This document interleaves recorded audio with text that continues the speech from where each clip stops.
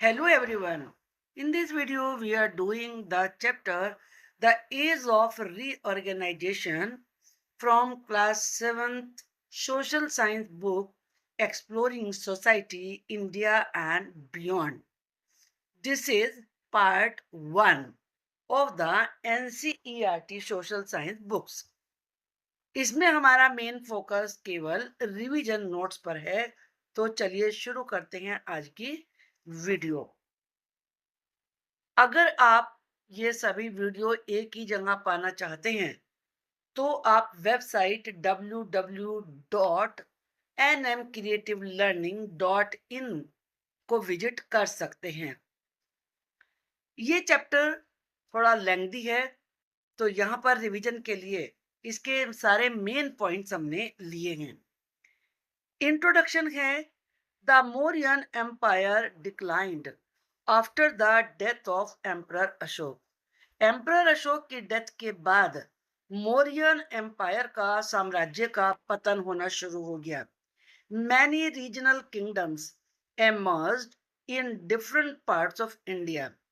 India के अलग अलग पार्ट्स में बहुत सारी रीजनल रीजनल से मतलब अलग अलग रीजन की अलग अलग एरियाज की किंगडम सामने आने लगी। This period is called the age of reorganization, और इसीलिए इस पीरियड को एज ऑफ रीऑर्गेनाइजेशन यानी कि पुनर्गठन, दोबारा से निर्माण होना, ये दोबारा से निर्माण होने का युग था। इसलिए ये नाम इस पीरियड का रखा गया। Because political, economic and cultural life was reorganize, क्योंकि इसमें तीनों प्रकार का जो पॉलिटिकल चेंजेस थे वो तो आए ही, इकोनॉमिक चेंजेस भी आए और कल्चरल लाइफ भी चेंज हुआ। तो तीनों ही दोबारा से इनका निर्माण हुआ, पुनर्गठन हुआ। तो इसीलिए इस एज को द एज ऑफ रीऑर्गेनाइजेशन कहा गया। अब ये कौन कौन सी किंगडम थी जो एमर्ज हो रही थी? Rise of new kingdoms. सब इंपॉर्टेंट किंगडम दैट एमर्ज वर, जो इंपॉर्टेंट किंगडम्स थी उनमें से कुछ यहाँ पर दी गई हैं जो उस पीरियड में बनी। एक है शुंग डायनेस्टी, व डायनेस्टी का मतलब वंश होता है। Satavahana dynasty, Kalinga under king Kharavela, Kalinga के किंग खारवेला थे। इंडो ग्रीक्स, शकाज यानी कि इन्हें सिथियंस कहा गया, और पार्थियंस और Kushanas. These kingdoms strengthen regional administration. इन सारी किंगडम ने जो रीजनल एडमिनिस्ट्रेशन था, शासन था, उसको स्ट्रॉन्ग बनाया। स्ट्रॉन्ग बनाने की क्या होती है? Strengthen. And promoted trade and culture. Promote का मतलब होता है बढ़ावा देना, और इन्होंने ट्रेड, व्यापार को और कल्चर को बढ़ावा दिया। अब चलिए देखते हैं किंग खारवेला के बारे में। Kharavela was the famous ruler of Kalinga. Kharavela Kalinga के फेमस रूलर थे। Information about him comes from the हाथी गुम्फा इंस्क्रिप्शन इन उड़ीसा। उड़ीसा में हाथी गुम्फा इंस्क्रिप्शन शिलालेख है, वहां से इनके बारे में सूचना मिली है। इंस्क्रिप्शन का मतलब आई थिंक याद होगा आपको, शिलालेख, शिला पट्टी का जो लिखा हुआ होता है। He expanded his kingdom through military campaigns. उन्होंने मिलिट्री अभियान चलाए, मतलब दूसरे राज्यों पर अटैक किया और अपने किंगडम को एक्सपेंड किया। एक्सपेंड का मतलब होता है बढ़ाना। ही रिपेयर्ड कैनाल्स, उन्होंने नहरों को रिपेयर करवाया। एंड बिल्ट पब्लिक बिल्डिंग्स, और पब्लिक बिल्डिंग्स बनाई। He promoted music, dance and art. उन्होंने इन तीनों म्यूजिक, डांस और आर्ट को भी बढ़ावा दिया। ही फॉलोड जैनिज्म, ये जैन धर्म को फॉलो करते थे। बट रेस्पेक्टेड ऑल रिलीजन्स, लेकिन सम्मान सभी रिलीजन्स का करते थे। He worked for the welfare of his people. Welfare का मतलब होता है भलाई या कल्याण। उन्होंने अपने लोगों की भलाई के लिए काम करना शुरू किया। The Satavahana dynasty. The Satavahana rule the Deccan plateau. Satavahana का शासन डेक्कन प्लेट्यू पर था। देयर कैपिटल वॉज प्रतिष्ठाना, प्रतिष्ठान इसको कहते थे, इस प्रकार से प्रतिष्ठान लिखा जाएगा। ये इनकी कैपिटल थी जिसे पैठन कहा जाता है। दे एंकरेज, इन लोगों ने, जो सतवाहन रूलर थे, इन्होंने बढ़ावा दिया, एंकरेज किया किसे? एग्रीकल्चर को, ट्रेड व्यापार को, इरिगेशन सिंचाई को, लिटरेचर साहित्य, आर्ट एंड आर्किटेक्चर, आर्किटेक्चर होता है घर बनाने की कला, गृह निर्माण कला। They issued coins to promote trade, trade को बढ़ावा देने के लिए इन्होंने कॉइन्स भी इशू किए, यानी कि कॉइन्स चलाए अपनी तरफ से। They supported both Buddhism and Hinduism, ये दोनों को सपोर्ट करते थे, हिंदू धर्म को भी और बुद्ध धर्म को भी। ट्रेड ड्यूरिंग दिस पीरियड, इस पीरियड में ट्रेड कैसा था, व्यापार कैसा था? Trade expanded greatly because of, इस पीरियड में ट्रेड व्यापार बहुत ज्यादा बढ़ा। क्यों? बेटर रोड्स, रोड्स बेटर हो गई थी, सी रूट्स की लोगों को जानकारी हो गई थी, रिवर के द्वारा होने वाले ट्रांसपोर्ट को भी बढ़ावा दिया गया। स्ट्रॉन्ग रीजनल किंगडम्स, और जो रीजनल किंगडम थी वो बड़ी स्ट्रॉन्ग थी। अब कौन कौन से गुड्स का व्यापार होता था? ट्रेड का मतलब व्यापार, सिल्क, कॉटन, स्पाइसेस, मसाले, पेपर, काली मिर्च, प्रीशियस स्टोन्स, हीरे जवाहरात, आइवरी, हाथी दांत और metals. Trade increased the prosperity of towns and kingdoms. Prosperity क्या होता है? समृद्धि, समृद्धि, वेल्थ, यानी कि इंग्लिश में कहेंगे वेल्थ, धन। और व्यापार ने शहरों के और किंगडम्स के वेल्थ को, समृद्धि को बढ़ा दिया। नेक्स्ट है सिल्क रूट, ये बड़ा फेमस है। The silk route was a network of land and sea trade, silk route एक रास्ते का नाम था जो लैंड के से भी कनेक्टेड था और सी से भी। रूट्स कनेक्टिंग, और ये किस किस को कनेक्ट करता था? India, China, Central Asia, West Asia और यूरोप।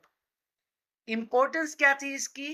प्रमोटेड इंटरनेशनल ट्रेड, ये अंतरराष्ट्रीय ट्रेड को बढ़ावा देता था। ये आप देख ही रहे हैं, क्योंकि जब इतने सारे कंट्री इससे कनेक्टेड थे, अब सेंट्रल एशिया एक कंट्री का नाम नहीं है, सेंट्रल एशिया में इटसेल्फ बहुत सारी कंट्रीज हैं, ऐसे ही वेस्ट एशिया में, यूरोप में, तो ये इन सब को कनेक्ट करता था, तो नेचुरली ट्रेड, इंटरनेशनल ट्रेड तो बढ़ेगा। Spread Buddhism to many countries, और इस सिल्क रूट की वजह से ही बहुत सारे कंट्रीज में बुद्धिज्म फैला। Encourage exchange of ideas, culture and technology, और इस रूट की वजह से ही एक दूसरे के विचारों का आदान प्रदान, कल्चर और टेक्नोलॉजी, इन सब का भी आदान प्रदान हुआ। इंक्रीज इंडियाज इकोनॉमिक प्रोस्पेरिटी, और इसकी वजह से इंडिया की जो आर्थिक समृद्धि थी, वेल्थ थी, वो काफी बढ़ी।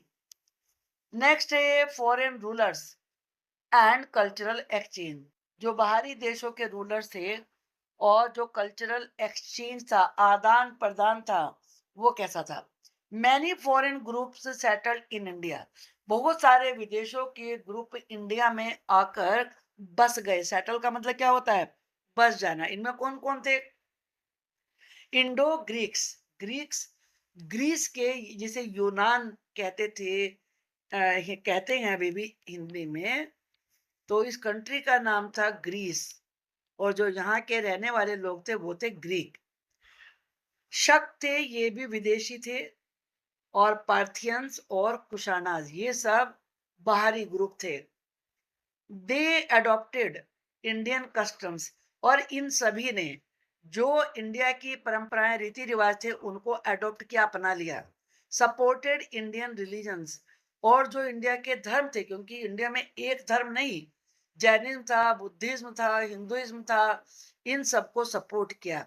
एंकरेज ट्रेड, ट्रेड व्यापार को बढ़ावा दिया। इंट्रोड्यूस न्यू आर्टिस्टिक स्टाइल्स, और नए आर्टिस्टिक यानी कि आर्ट से परिपूर्ण कलात्मक स्टाइल को शुरू किया। Became part of Indian society, और ये इंडियन सोसाइटी का हिस्सा बन गए। अब है गांधारा स्कूल ऑफ आर्ट, इसके फीचर्स क्या थे? फीचर्स किसे कहते हैं? इंग्लिश में कहेंगे कैरेक्टरिस्टिक्स और हिंदी में कहेंगे विशेषताएं। Developed in north western India. जो गांधारा स्कूल ऑफ आर्ट था, ये नॉर्थ वेस्टर्न यानी कि नॉर्थ जो जम्मू कश्मीर है और वेस्टर्न जहाँ राजस्थान है, अफगानिस्तान है, वहां डेवलप हुआ। Influence by Greek Hellenistic art. ये ग्रीक की यानी कि यूनान की जो हेलेनिस्टिक आर्ट थी उससे प्रभावित थे।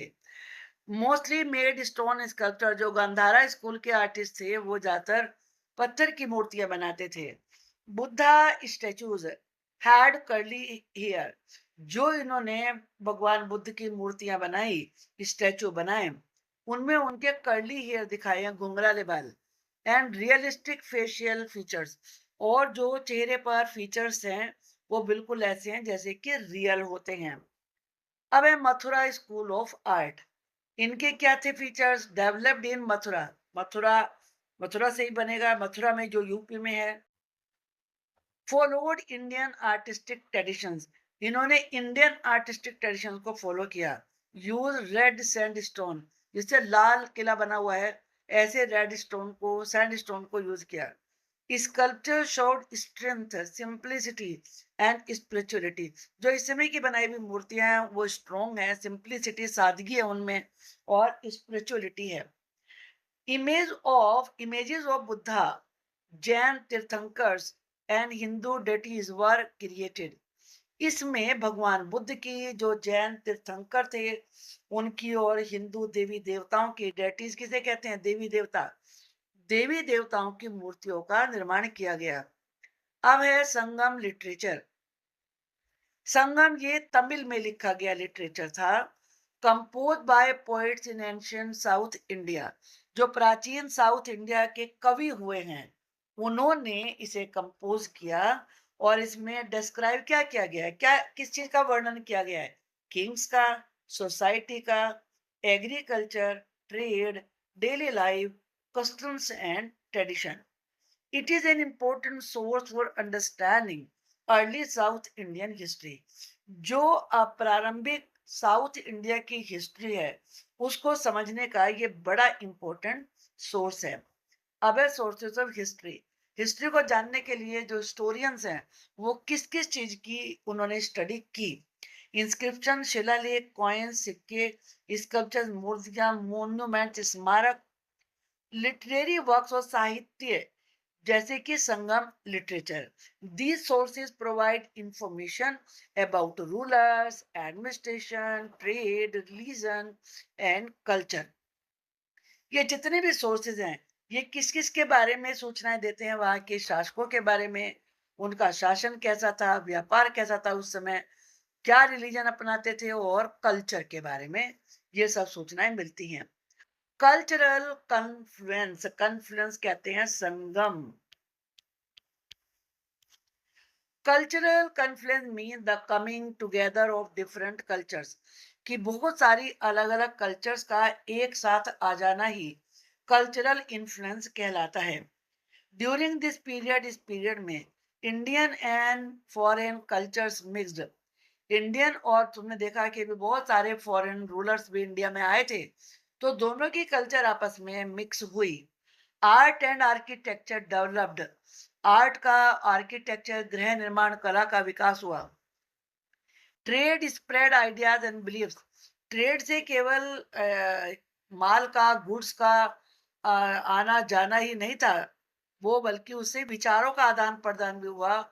और जो एक दूसरे की आस्थाएं थी उनका भी एक दूसरे से परिचय हुआ। Religious tolerance increase. टॉलरेंस होता है सहनशीलता, एक दूसरे के धर्म के प्रति सहनशीलता बढ़ी उस समय पे। मतलब ये नहीं था कि मेरा धर्म ही अच्छा है, हमारा भी अच्छा है, तुम्हारा भी अच्छा है। तो इस प्रकार की टॉलरेंस बढ़ी। India's cultural heritage became richer. और जो इंडिया की कल्चरल हेरिटेज थी, हेरिटेज किसे कहते हैं? विरासत को। जो कल्चरल हेरिटेज थी वो और अधिक रिच बनी एंड मोर डाइवर्स। डाइवर्स का मतलब होता है विभिन्नता लिए हुए, फुल ऑफ वैरायटी। अब इसमें कुछ की टर्म्स यूज हुए हैं, इनको देखिए, आपको लेसन को समझने में इजी रहेगा। रीऑर्गेनाइजेशन का मतलब क्या होता है? लेसन का नाम है the age of reorganisation. Formation of new political and social system, नए पॉलिटिकल और सोशल सिस्टम का निर्माण होना। Kalinga, kingdom ruled by Kharavela, Kharavela के द्वारा शासित किया जाने वाला राज्य था ये। Satavahanas, dynasty that ruled the Deccan, ये वो डायनेस्टी थी जिसने डेक्कन पर राज्य किया। Silk route, ancient trade network linking India with other regions, ये प्राचीन समय का एक सड़कों का और सी रूट का एक नेटवर्क था जो कि इंडिया को दूसरे बाहर के कंट्री से कनेक्ट करता था। Gandhara art, art influence by Greek culture, जो ग्रीक कल्चर से प्रभावित इंडिया में आर्ट की फॉर्म आई वो गांधारा आर्ट थी। Mathura art, Indian style of sculpture, ये मूर्तियां बनाने का इंडियन स्टाइल था। Sangam literature, ancient Tamil literary works, जो प्राचीन तमिल में साहित्य की रचना की गई वो थी Sangam literature. Inscription, writing carved on stone और मेटल, जब कुछ भी स्टोन पर या मेटल पर खुदाई करके लिखा जाता है उसे इंस्क्रिप्शन कहते हैं। कल्चरल कन्फ्लुएंस, संस्कृति का संगम, ब्लेंडिंग ऑफ डिफरेंट कल्चर्स, अर्थात अलग अलग कल्चर्स का आपस में मिल जाना। अब यहाँ इंपॉर्टेंट डेट्स और फैक्ट्स हैं, इनको याद रखिए। Decline of the Mauryan empire, Mauryan empire के डिक्लाइन से, पतन से, led to the age of reorganization, जो रीऑर्गेनाइजेशन था, पुनर्गठन था, उस युग का सूत्रपात हुआ, स्टार्टिंग हुई। खारवेला रूल्ड कलिंगा, खारवेला का रूल कलिंगा पर था। और हाथी गुम्फा इंस्क्रिप्शन रिकॉर्ड्स खारवेलाज अचीवमेंट्स, जो हाथी गुम्फा इंस्क्रिप्शन है, शिलालेख है, वहां पर खारवेला की उपलब्धियों का वर्णन किया गया है। सतवाहन रूल द डेक्कन, सतवाहन का राज्य डेक्कन में था। और प्रतिष्ठाना यानी कि Paithan was the Satavahana capital, ये सतवाहन की कैपिटल थी। The silk root connected India with China, Central Asia and Europe, silk route India को इन कंट्रीज से, इन पार्ट से कनेक्ट करता था। Gandhara art shows Greek influence, Gandhara art में ग्रीक कल्चर का, ग्रीक की कला का प्रभाव दिखता है। Mathura art reflects Indian traditions, और जो मथुरा आर्ट है उसमें इंडियन परंपराओं का प्रभाव दिखता है। Sangam literature was written in Tamil, और संगम लिटरेचर तमिल में लिखा गया था। अब यहाँ क्विक रिवीजन है, ये माइंड मैप के लिए है। न्यू किंगडम कौन थी? शुंगा, सतवाहंस, कलिंगा और कुशानाज। इंपॉर्टेंट रूलर्स कौन थे? खारवेला। ट्रेड किससे चलता था? सिल्क रूट से और सी ट्रेड से। आर्ट कौन कौन सी थी? गंधारा, मथुरा। लिटरेचर कौन सा था मेन? संगम। हिस्टोरिकल सोर्सेज क्या थे? कॉइन्स से, इंस्क्रिप्शन से, लिटरेचर था। Cultural exchange, foreign rulers adopted Indian culture, जो विदेशी शासक इंडिया में आए उन्होंने इंडिया की कल्चर को अपना लिया। स्प्रेड ऑफ बुद्धिज्म, और बुद्धिज्म फैला। Growth of art and architecture, कला और गृह निर्माण कला का आगे बहुत अधिक उसकी प्रगति हुई, ग्रोथ हुई। कि आपको ये क्विक रिवीजन पूरे लेसन को एक तरीके से रिवाइज करने में बड़ी हेल्प करेगा। आगे की वीडियो भी देखते रहिए, ये लेसन आपको बिना प्रयास के ही, अनायास, केवल देखने मात्र से ही अच्छी तरह याद हो जाएगा। I am sure of this. Thank you for watching the video.